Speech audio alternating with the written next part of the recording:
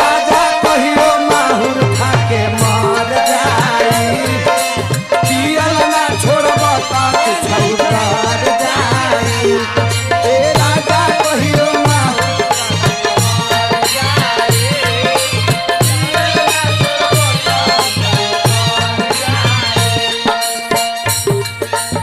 औरतिया कहते ए अम्मा जी कहतरू ए बबुआ बो ए ना चुप रह ए पिया दे तेरा मुंह में पिया दे ले चिकना तो है। अच्छा औरतिया कहते ए अम्मा जी आधी आधी रतिया के भट्ठी पर से आवेले पीटी के गाड़ी हमार